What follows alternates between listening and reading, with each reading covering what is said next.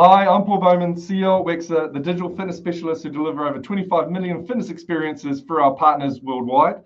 Welcome to the Wexer podcast, where I'll be speaking to industry experts to bring you insights and advice to support your business journeys. In today's episode, I'll be chatting with Adam Lewit, owner and director at NovoFit, Australia's leading commercial fitness equipment suppliers. That's a tongue twister. Adam, how are you?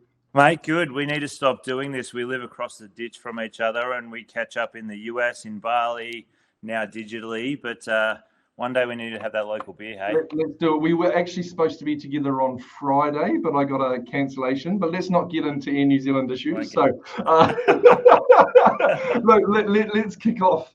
You know, I think your backstory is quite cool. So I'm actually gonna start with probably the easiest one is, did fitness find you or did you find fitness? Let's go from there. Yeah, it's a good question. I've been asked that one a few times, actually. I think in regards to the industry, in regards to getting a job in the industry, I definitely fell into the industry. I think for me as a kid, and even today, like body weight, body issues, always been a challenge for me. You know, I love sport. Right. I'll play any sport, jack of all trades, master of none, whether it be league, soccer, tennis, swimming. You know, I love sport, but I've always had that challenge with body weight. And, through my uni degree, I started working with professional athletes, mainly in rugby league through West Magpies, which is now West Tigers. And part of that journey, you just surround yourself with, really fit people, really motivated. And, I became part of that journey and really found the gym and found fitness. And all of a sudden, for me, there was a lot more self-confidence and just feeling better because I, was in this fitness industry and riding this wave of learning a lot more around challenging my body and nutrition and health. And, I did grow up in a fairly low socioeconomic background. And part of that becomes a fairly low education around the value of health and fitness. And, so over time, finding the fitness industry and learning became a really important part of me and my confidence and my development as a human. And the great thing about Adam is whenever you catch up with Adam, wherever we've been, it's always, do you want to work out? The workout schedule seems to be the most important for you, which I love because I always welcome a workout. So, and then I guess talk to me about the journey to NovoFit. What does NovoFit do for the listeners that are overseas and not in Australia? And talk to me about your journey. Yeah. So, as a background, I'm actually a school teacher. Funnily enough, I was fortunate enough to teach in Hong Kong for a year. I taught in the UK for a year, and I really loved it over there. When I came back to Australia, I always knew I wasn't a career teacher. It wasn't my passion.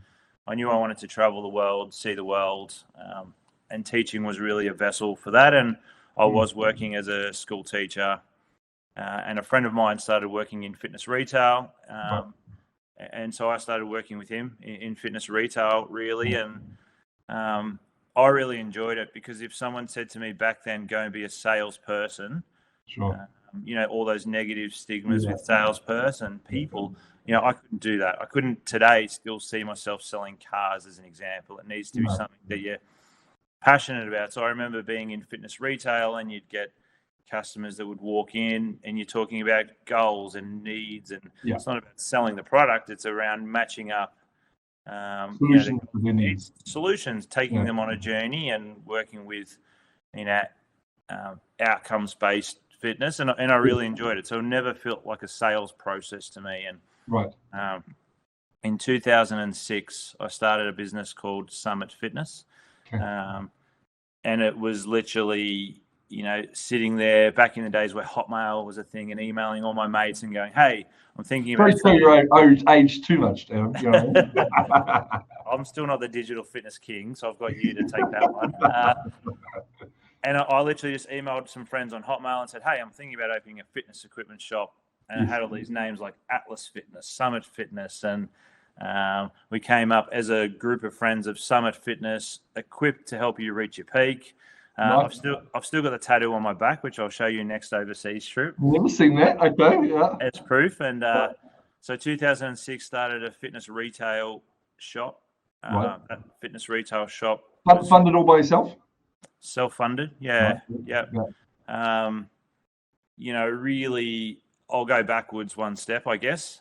Prior to that, I'd bought into a franchise system. Okay. That franchise was Workout World, which no longer exists. Did that for 12 months. Took a bank loan to do that. Okay. Used mum's house to secure the loan, which I was really grateful for. Mm-hmm. After 12 months of running a franchise, first year sales, $3 million, really successful. Yes. Sold my equity in those shops and took the money from that sale and started Summit Fitness. And grew from, a shop in little old Narellan. We opened in Wollongong, in Canberra, in Southern Highlands. We had one on the Northern Beaches. So shops were growing. What I started to see as a trend, instead of someone coming in for their own home use buying a treadmill, they were starting to buy kettlebells and small mixed implements. And we saw a really significant growth in the 24-hour market.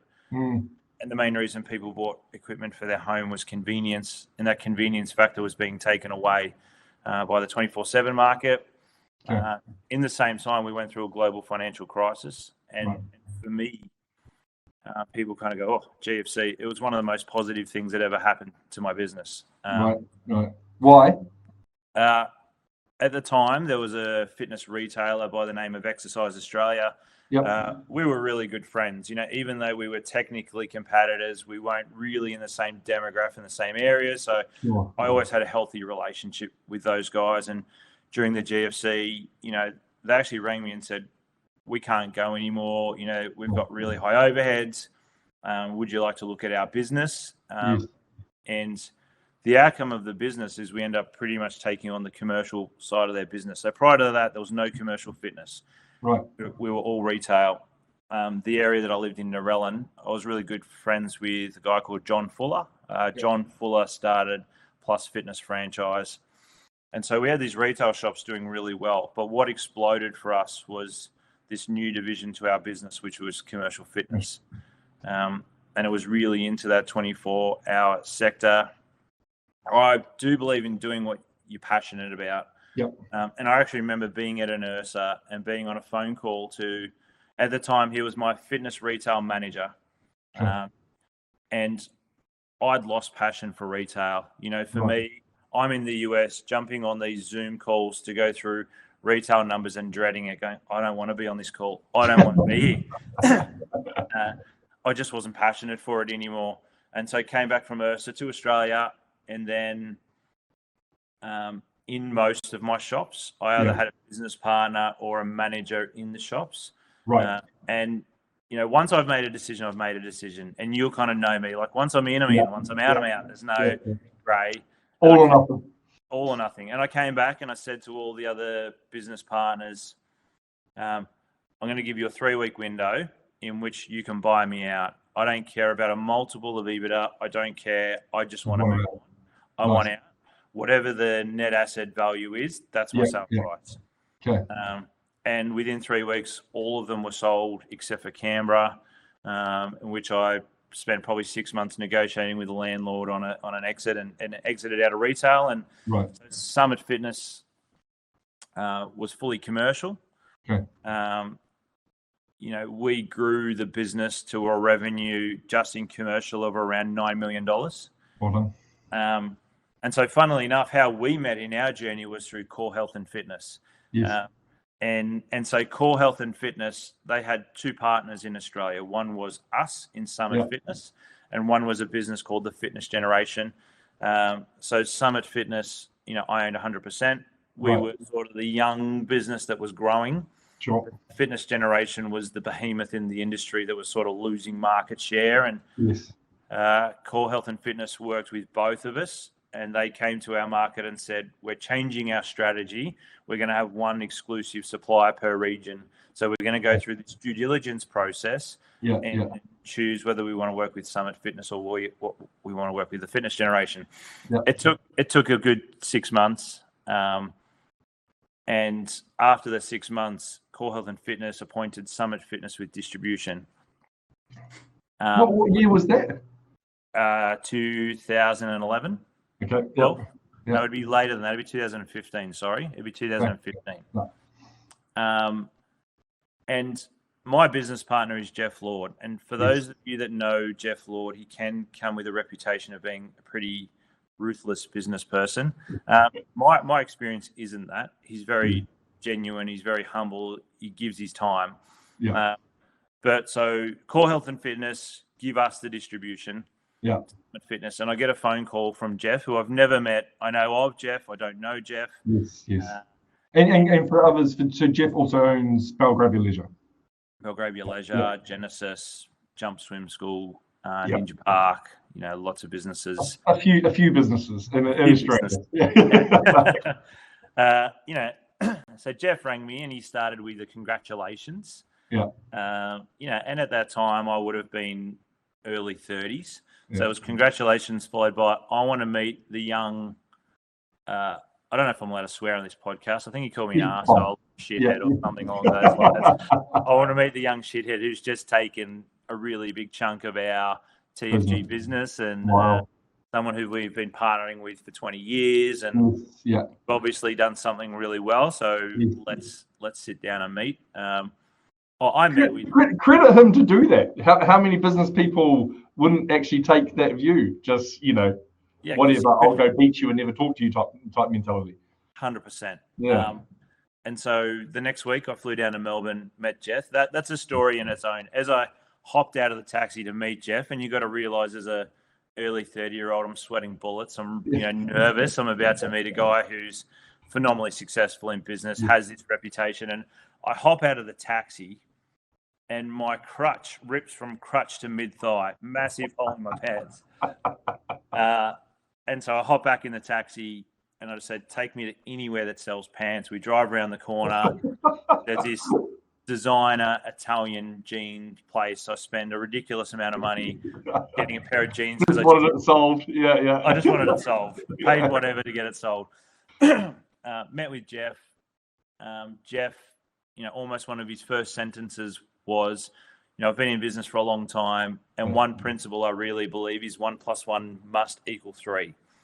And that resonated with me massively. Yeah. If there's a scenario that benefits both of us and works, and I knew, I had this background in sports science and in health, and I really enjoyed that. But I also knew growing a business to $9 million, I'd hit my ceiling. Right. And what I mean by that is I hit my ceiling from a commercial acumen point of view. The next step, it was costing me a lot of money to take that next step because I kept making mistakes and I didn't know how to take that next step. And I didn't know how to take our business from really a Sydney predominant business into that national business. And on the flip side, our fitness market was consolidating so quickly. Sure. And these gym chains and fitness chains wanted to deal with companies that were consolidated and had a national footprint. So I knew where I wanted to go to. I didn't know how to get there. Yeah. And Jeff and I had a really good conversation around what I needed from him, which was learnings and commercial acumen and support around operations. And what Jeff needed from me was a rudder. He needed someone to drive the business and to drive the boat that understood the industry and understood directions of the industry. And I've always considered that to be one of my strengths, is sort of understanding what's next in the industry and trying to put ourselves ahead of that curve and making sure we're positioned and ready to go. And, today going to that 1 + 1 = 3, we were a $9 million business, $8 million business joined together, being Summit and TFG. And I think today we're pretty much double that collectively as a group. So 1 + 1 did equal 3. It did equal 3. And you know what, for me and people that get to know me, it's not about people that chase money are never successful. They're never happy. What my biggest benefit have been in this journey. So we merged in 2017. We rebranded to the word NovoFit. So the word Novo in both Latin, Greek means kind of new or refreshed. So that idea of being two businesses, like that, but really one new business, a refreshed business. My learnings have been that, commercial side of it, how to read a balance sheet, how to understand if you said to me, Summit Fitness is business doing well, I'd log on to my net bank and go, I've got cash in my bank. I made payroll. I made payroll. Yeah. Yeah. And these words like forecasting and balance sheets and EBITDA, just whatever. But, so my learnings, it's not just been about the growth from a monetary point of view. It's been my personal growth as a person, and how much I've learned from Jeff and Tim and other people in the business that had the strength that I didn't. Okay, no, that's a good story. And then I guess I'm talking about the evolution of fitness, because you've seen a lot, and you can give me an Australian view rather than overall. Like, what have you seen? What has led to the growth? Probably, actually, let's go Australia. Like, what has led to the growth in Australia so much over those years? Because it's been a bit of you've ridden a pretty decent wave, right? And it's continued to grow. Yeah, I think to understand where the industry is going, you need to understand where we've come from. Yeah. And for every, shift, there's a reason. There's a reason to shift. So, when I started in the industry, it was really, Tony to lead and Fitness First, and he did a great job. He bought a commercial fitness product to the Australian market. Prior to that, it was mum and pop operators. Probably a bit of an underworld mentality, or big bodybuilding culture in Australia as well, wasn't it? Bodybuilding culture, or old mate that was making his own gym equipment out of his garage and opening a gym for his mates to train out of. And so Tony did a phenomenal job bringing commercial fitness gyms into the Australian market. But what I think Tony, talking in stories again, which I do, if you look at the restaurant industry, it's not good or bad. Like, McDonald's is convenient. That's not good or bad. That's their model. And then you've got your full service restaurant, which is a point of difference. They're both in they're both in the restaurant industry. They're very different products. Correct. So to me, Tony's product was, a big club, but not a lot of service. If you wanted service, for example, personal training, you paid for that service. So it wasn't a high service model. And then, I still remember the first Anytime Fitness opening in Australia. Right. I still remember it.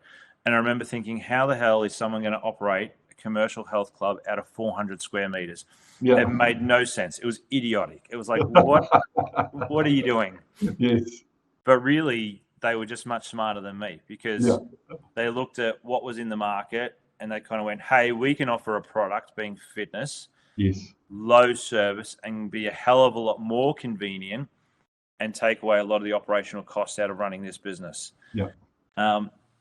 And so that was a massive trajectory in our industry. When you growth in our fitness space, to open a gym which is 2,000, 4,000 square meters is a huge capital cost. Of course. It's really challenging. It's a lot of business goes behind it. To open a gym that is 400 square meters, yes, it's capital cost, but it makes it affordable for franchising and, again, that local mom and pop to come back into the industry through a different vessel and give them some, commercials to work in. And so the first big growth was, the growth of 24-hour fitness. And when you look at the thousands of I have no data to support this, but it did feel like most of the big American franchises focused on Australia first to see if their model can scale internationally. We went from 2,000 health clubs to 4,000 health clubs overnight. Right. When Anytime Snap came to Australia, and local ones like Jets and like Plus, we went from 2,000 to 4,000 health clubs literally overnight. And that started the growth of, commercial fitness in Australia. When you look at our penetration, depending on which report you read, we're somewhere between 16 and 18% penetration, which, globally, that's a big number. There are regions that are 1%. 16 to 18% is definitely on the higher side. So we're definitely a fitness nation. And then from that 24-hour, growth, I think, people looked at that and went, I've got this business model that is really convenient and is growing, but there's still not a lot of service. Yeah. And I think off the back of that, things like CrossFit came to the Australian market. Yeah. And then we kind of looked at CrossFit and went, great modality of training, a lot of injuries, Yeah. probably too intense for the average person. Yes. And so, again, the migration was then small group training. It was kind of people like service. They like training in groups. CrossFit's probably too difficult for a lot of general pop. So let's implement small group training. So the growth of our industry has really been, in my 20 years, from Tony bringing a product into fitness, 24/7 to me is still the most significant thing that happened because it made it accessible and convenient. And then everything value proposition as well for the consumer. Yeah, and then we've just grown and shifted off the back of that. And then you're working with some of the biggest brands in Australia now, which are actually probably some of the biggest brands in the fitness industry in general. What advice? What are you seeing now? Like, what's the evolution? What advice would you be giving these sites? We still surprisingly deal with a lot of the independents. Yeah. And so, when you're dealing with an Anytime Fitness or Revo Fitness, these guys' models are really, really tight. They're really good models, and there's a lot of sophistication. So the advice you're giving them is just like little small incremental things, right? Like try this, do this. This is working over here. And, I think, a good friend of ours, which is Andrew Holder, the owner of, I still talk to Andrew every single week, and it's like, what's happening for you? What's happening for me? And, the advice isn't large. It's little small bits of advice for each other. And I learn and listen about his model. And then I can say, hey, this is what we're seeing happening down the road. I was on the phone to Pete McCall from EOS in the US the other day, and they're now creating rooms that are influencer rooms. So the whole fitness space, that whole room is designed for the influencer. And it's like, I get that. That's actually a really cool idea. And so it's kind of, when you're dealing with a level of sophistication like a Revo, it's just those little tidbits and stories around this is doing well. For the independent person first entering the market, there's probably they're probably the people you can give more advice to. My two strongest bits of advice for them are, don't build your garage gym. And what I mean by that is, so many times we see someone who will go through a fitness catalog and it's like, I like to train legs on this. I like to do this. Build it for themselves. I'm going to go build this business based on how I like to train, and forget about the fact that I'm trying to attract thousands of members and, open up my bell curve a little bit. And so that's one bit of advice, is understand your demographic, understand who you're trying to attract, and then build a gym that's trying to attract those people. Because like restaurants, I can be McDonald's, I can be a full service, understand which one you want to be, and then build your gym based on that. And the second one, which has been my huge learning curve over these last years, is just know your numbers. It blows me away still to today how many gym operators that you talk to that are like, how many members have you got? How many direct debits have you got? Or how many fitness passports? And they have no idea. They have no idea. Or they're going into business and they're signing leases, and they're not talking around rent per square meter or how many members I can put in, or do you think it's them not taking risk? Because I find, especially talking to the franchises, is that and being a bit critical here, but it's like, I always still have an analogy now: you can't manage what you can't measure. I feel like some of them don't want to take the responsibility of the numbers because they don't feel it's their strong suit. But the advice I would always give any business person is you've got to make it your strong suit, right? Like similar to what you've done with NovoFit. Yeah, it's going through my learnings, right? It is 100%. Like I said, I was very fortunate that I got the business to the point that I did based off grit, determination, passion. There wasn't a lot of commercial acumen. I know that. My head's up. I hadn't read a balance sheet in my life. I was that guy that had the shoebox going to the accountant once a quarter and going, tell me how I'm going. You tell me how. I could see they must have loved you. They charge me a fortune, so they love me. True. I still have a really strong relationship with that accountant today because he's a good person and he did help me, but that was my learning. And, so when you say advice, that advice is from my genuine learning, which is, you need to know. The other analogy, which I once heard, which I love, is business is like the human body. You've got the heart and then you've got the nervous system, which is your sort of brain and spine. And So your passion is your heart. I go into the fitness industry because I'm passionate about it. But the human body can't function without the brain and spine as well. So if you don't know your numbers, then you don't really know your purpose. You don't really know how many members I need a week to keep my doors open.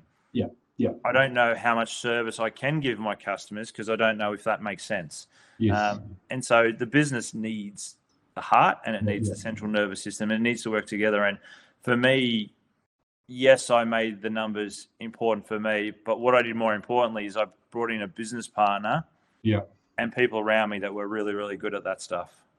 Smart. Yeah, know where your weaknesses are and get them to support you. Fair. And then, of course, we launched an exclusive partnership recently, so Wexer and NovoFit. And I guess, what do you see the impact that will make on your business? For sure. I think Wexer is important for us. Some of the terms we use internally in our business is this best-in-class solution and our ecosystem, so the NovoFit ecosystem. And again, going back to the franchise space, you very much, these are the types of equipment that suit that model, and there's global agreements that allow that. But then you've got a really big market, again, which is still independent, whether it be council, whether it be someone entering the gym space. And our ecosystem is so important. It is critical to our business that we have these best-in-class solutions. So when I'm sitting down with a customer and we're mapping out that journey, and no two gyms look the same. We might do Star Trek treadmills next to Woodway, next to Nautilus, next to TRX, next to Ziva, next to Watt Bike. And so we'll really sit down and understand the customer's journey.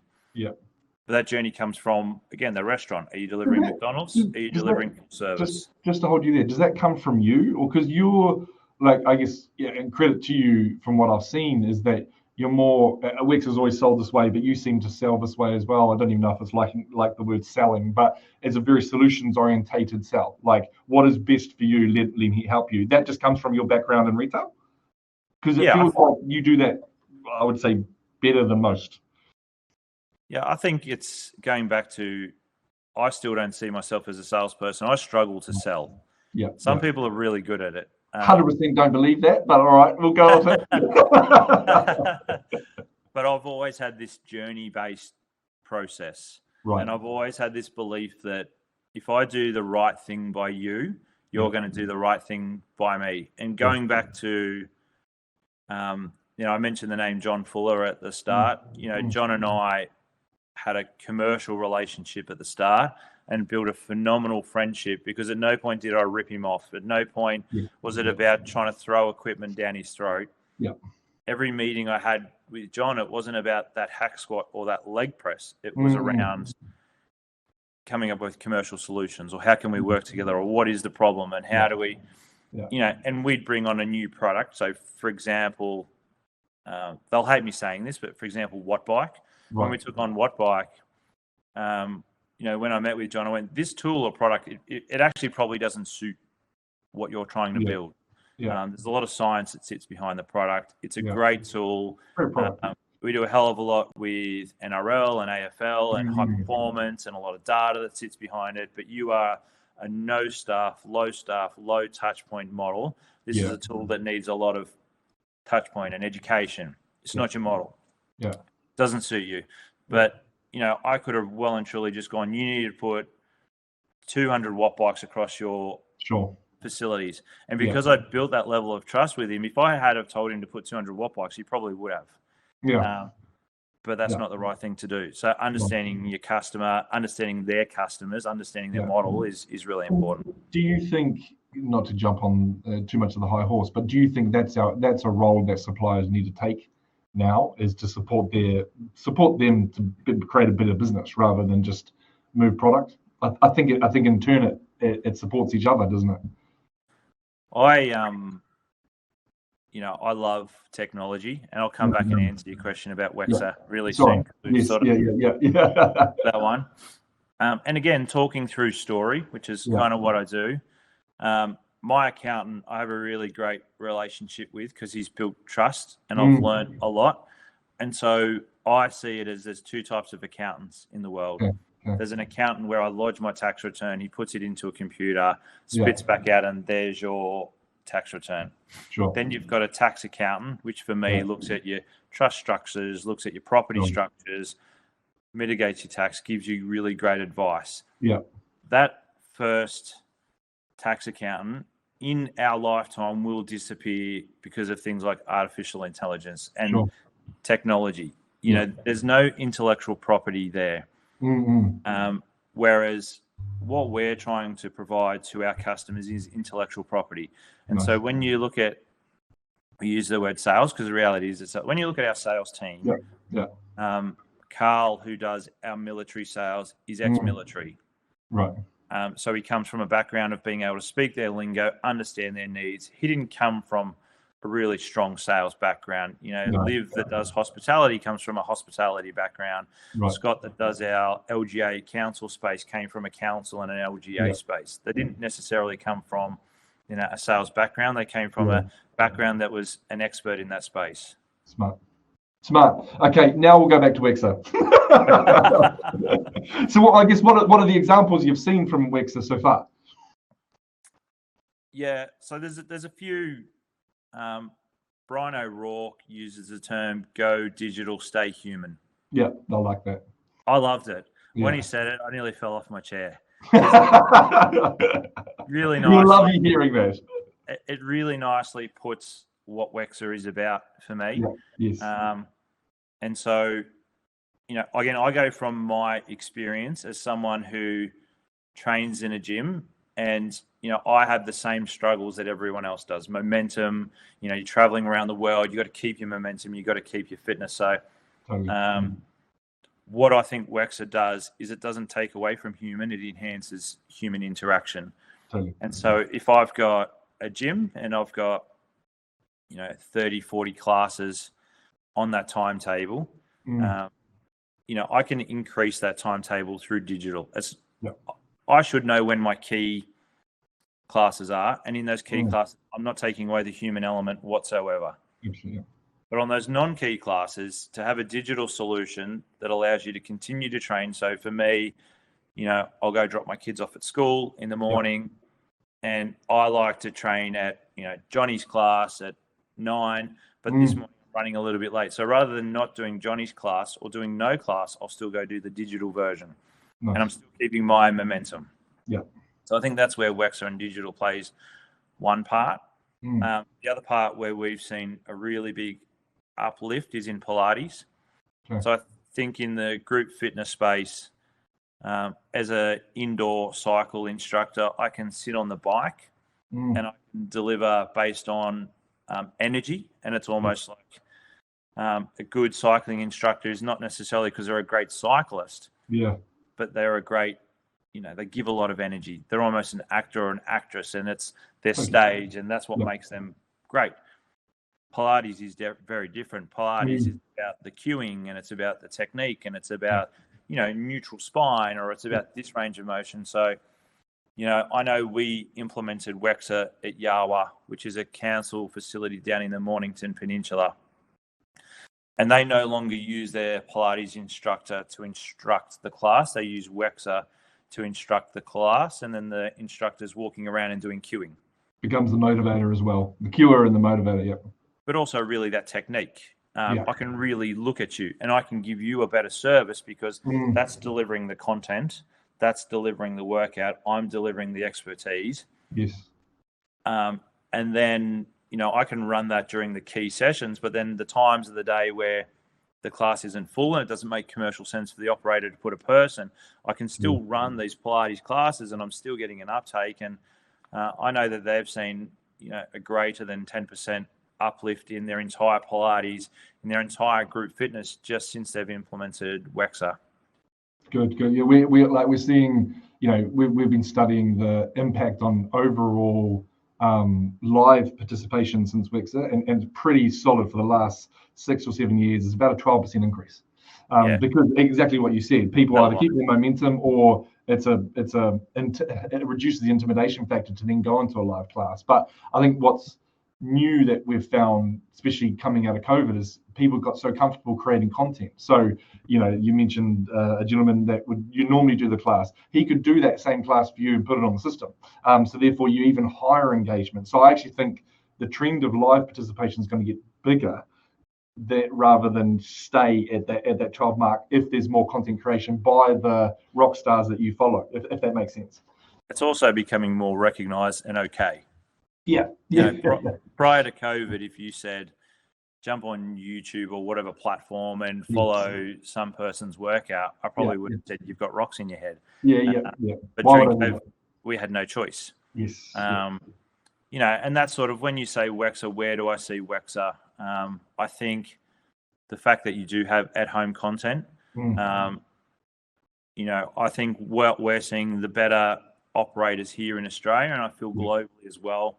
Your fitness journey is no longer just the four walls of your facility. And so as an operator, I need to figure out how to create more touch points outside of those four walls. And if I'm the one delivering the content for you at home, I think back in the day that was seen as a competitor. If we're all not training in my four walls, if you're training at home, that's a competitor. Whereas now it's recognized that, hey, not a competitor. Coming from home use gym equipment into commercial, one thing is really clear to me. There's two types of customer. There's customer A that'll go to the retail shop, spend $600 on a treadmill, that becomes a clothesline. Then they'll go join that gym that they'll never use. Then they'll go join that gym that they'll never use. And then they'll come back to the retail treadmill that they bought and use that for a month and then not use that. So you've got someone who just doesn't value their health and fitness and finds it hard to get onto that journey. Then you've got someone who really values health and fitness. They'll have a membership at their low-cost gym. They might even have a membership at their high-service gym. And then they've got a really good home gym as well because they value their health and fitness. And I think as an operator, you know, I want that customer because that's my fan, that's my attractor. But when they're training at home, I still want to create touch points so they're aligned with my brand. And they're making sure that they're engaging with your brand all the time rather than going somewhere else. I hear you. And then I guess in terms of, I feel like Aussie's leading the recovery space, but I guess my question is how do you think technology is going to impact the recovery space and for, you know, and what does the future of recovery and technology in facilities look like? It's a good question, and I think it's important to not get wellness and recovery mixed up. Totally agree. Because they're sort of the two really big words in our industry right now. Recovery for me is a component of, you know, that physical fitness. It's recovering from your training. From your load. And so it's not just recovery, it's overall training. What does technology do? Technology gives me some really good data. What is the biggest value that any human has is time. And so if I have a certain period of time that I can do physical fitness, I want to make sure that the time is best utilized. You know, I'm not going in there and just thrashing and bashing myself. I want a workout that, you know, is best for me. So through technology, I can understand what is my best workout. So whether it be through, I know you're a Whoop man or either a ring man. You know, this technology, what it actually does is it kind of tells you where you are on your journey. You know, today you didn't have a great sleep. Your score's here. Don't go out and run that 10Ks today. Don't go flog yourself. Let's spend a bit more time in recovery. So I don't think the recovery thing's a technology play. I think as humans, we look at how professional athletes train, and it's kind of like, well, there's a whole heap of science there. There's some really smart guys that are doing these S&C programs, and if an athlete's training like that, it must be a good thing. And so what technology is doing for recovery is it's actually telling us when we need to recover, that we need to recover, that we need to focus on, you know, mobility and foam rolling. Has it changed your behavior? Because I'll give you, especially as a business leader, and of course a lot of people listening to this podcast are business leaders, is that it gave, I'll try and keep away from brands, but you know, the data gave me I originally saw the data and realized I was, you know, a high stress entrepreneur, and then I'd work out hard, and then of course I would never get a recovery score more than maybe 30%, and then of course, you know, I hit the weekends, relax a little bit, get sick. That would be my pattern essentially every single month. when I actually started actually realizing that I have to listen to this and took more active approach on my recovery, my sickness decreased significantly. Like, have you seen the same thing? I know you're into your data for your recovery. I think for us, Paul, unfortunately, we're both getting older as well. So we're sort of I'm not embracing that. Not embracing that. Again, going to that without naming brands, right? There was a period of time where going to a fitness facility and just constantly redlining yourself, yes, and creating a culture was sort of where our industry was. Yeah. And I do love data. So you look at a lot of those data and these people that were just constantly redlining themselves, and they're using various platforms to test their body data. Yeah. And a lot of the body data would show I'm losing weight, but I'm losing muscle mass. Yeah, totally. And so how is that happening? Yeah. Is that healthy? And people who just don't really understand, they're just like, I must be getting good results because I'm losing weight. Yeah. But if you're losing muscle mass, that means you're losing muscle because you're training constantly to that red line and you're not giving your body's ability to recover. Yeah. And so to me, the word recovery, like fuel and nutrition, needs to come into the same conversation. Totally. We need to stop and we need to, just look at a bit of our body data, and you'll probably find that the outcome is a lot more positive. And do you follow it? Like, do you try and meet recovery scores and all the rest? Yeah, I use my tool is Garmin, so I use Garmin. Okay. Yeah. And there's so many great tools out there, and we mentioned Wood and Aura, and Garmin as a product, and lots of products are so great because you've got that really high-end surface level. Here's your heart rate, trains your heart rate. But if you really want to, go deeper and deeper and deeper, and go onto Garmin Connect, which I do, you can look at your recovery score, recovery time, and then you can track that against your per kilometer time when you're running or on a bike. You can kind of look at your data and how you're performing, and that against the recovery or the rest that you've had. Nice. Okay. And then let's move to, like, what can you teach so I guess Australia is, we talked to Barry and he walked us through the most recent report in terms of showing the growth rate of Australia. Clearly there's a lot, and the bounce back from COVID has actually been probably one of the best. Like, what can others learn from Australia in terms of fitness facilities? It's again, all your questions are good questions, so I keep starting. I try, Adam. You know what I mean? I think Australia and New Zealand. Yeah. We are such low populations. In Australia we're 25 million. New Zealand, 5 million. Just. Yeah. And so when we do something, we need to be really resourceful. Yeah. And so, like yourself, I travel into North America and other regions a lot. And in North America, you can open a fitness facility that is just so focused on one bell curve or one line of product. Yeah. And I can be successful because the population justifies it. Yeah. In Australia, we can't do that. A 25 million population at a landmass the size of North America. Yeah. When we open a facility, we need to be resourceful. Yeah. We can't go with a trend for the sake of it. We can't knee jerk. We need to really consider what is being delivered and how that impacts your member. So I remember 10 plus years ago, we had a supplier from overseas, and his whole thing was functional fitness is going to be the next biggest trend. Right. These gyms in North America, they're taking out bench presses, they're putting in rigs and racks, and they're benching from a rig and a rack. And I spent the next 2 days touring him through Fitness First and Good Lives in various facilities where they'd been implementing functional fitness for the last 3 years. Sure. It's like, this is old news. Normal. Normal. This is our norm. So what you're talking about as innovation is normal for us. Yeah. So I think, as Australia, we are resourceful. We're a resourceful nation. So going into recovery, it's definitely the space that we're still figuring out. A lot of countries are still figuring out how do you commercialize recovery. We all know that it needs to happen. We are putting in these recovery rooms or recovery areas, and I today wouldn't build a fitness facility without recovery in it. And then there's bigger questions over wet recovery versus dry recovery, and wet recovery is a lot more challenging. Benefits of dry recovery and time and hygiene and all this type of stuff. So, what can we learn from Australia? I don't know if this is Australia specific, but I think as an industry, we focus on the outcome. What is the outcome I'm trying to achieve from the member, and then build the facility based around that. And I think in Australia, what we do is we really have to dial into that because we have to be resourceful, because we don't have that mass population.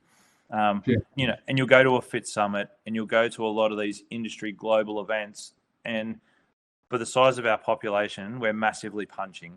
Like the amount of times that a one playground or a other facility is winning global awards because as a nation we're so resourceful. We're doing well as a nation.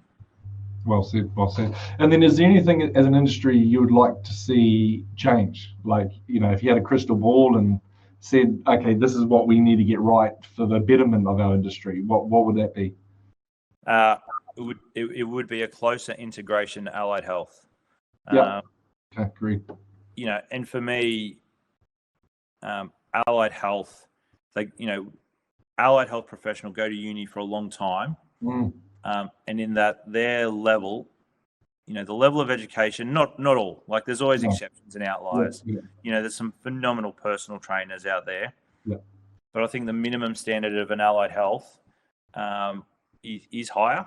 I do believe that. And I think, I've still got a lot of friends in allied health, and there's still this mentality of us versus them. I'll treat them in an allied health facility, but I don't want them to go to a fitness facility because I know that fitness facility is just going to break them. They don't understand. Send them over there to shake a kettlebell without correct technique. Again, I guess that's not always in everyone, but that's sort of the overall mentality. And so I think as an industry, the better we can work together and integrate together and learn from each other, and again, learning that ecosystem. It gets people training better, more effectively, better outcome-based, higher understanding. Do you see them as a possible threat? The only reason I say this is just the start of the year's meetings have been very orientated to some insurance companies actually creating their own sites. Not for, more as an intervention. So they had a physical service to be able to see data, give feedback, do some, body composition stuff, and then they can go off on their way rather than engaging with the industry. They're going to take responsibility for themselves. Do you see them as a threat that, because naturally if you go, well, if they're going to start there, could they carry on to go to gyms, for example? I think they will carry on to gyms at some point, but it's because gyms are pushing back. Okay. Because of that, I don't want to break them mentality. So, if we embrace them and worked with them, why wouldn't they do what they do really well and work with us collaboratively and allow us to do what we do really well? It is such a standard model here in Oz, where you've got commercial health club and you've got an allied health model paying rent. They're two completely separate businesses that don't work together, that don't collaborate, and they're just missing so much. Because again, I always go back to that term, intellectual property. Why would you as a member train in that facility? And if I had a facility that, I could go and train in, that's convenient, do my thing, but I've got a little bit of a niggle in my shoulder. In that same ecosystem, see someone and stay and be attached to them, great. Not just a niggle of a shoulder. I've got high blood pressure. I've got health issues. I've got major health issues, which do put a strain on our health system. That allied health space, whether it be through NDIS or whatever, that collaboration is, I think, what we need to do. And will they come into commercial health club space? Yeah, because we keep pushing them away. Good advice. And then how do people connect with you, sir? Email is the easiest, alewit@novofit.com.au. LinkedIn, we speak on LinkedIn a bit. That's a favorite platform. They're probably the two best ones. if you're overseas, LinkedIn or email. But yeah, always available. Or you could just ring Paul Bowman then and ask for Adam Lewit. I'm happy to be Adam's PA. No, but in all seriousness, thank you very much for your insights, and really appreciate you being on the podcast and everything you do for the industry. No, thank you. Appreciate the invite. I was definitely honoured, and it's a massive privilege. And thank you. And we've known each other for probably only a year now, True. a bit over a year, and yeah. I really enjoy having conversations with people that challenge the norm, and it's definitely something that you do. And I've really enjoyed our time and getting to know you. So I appreciate the invitation and really grateful to be on your podcast. Thank you, Adam. Appreciate you.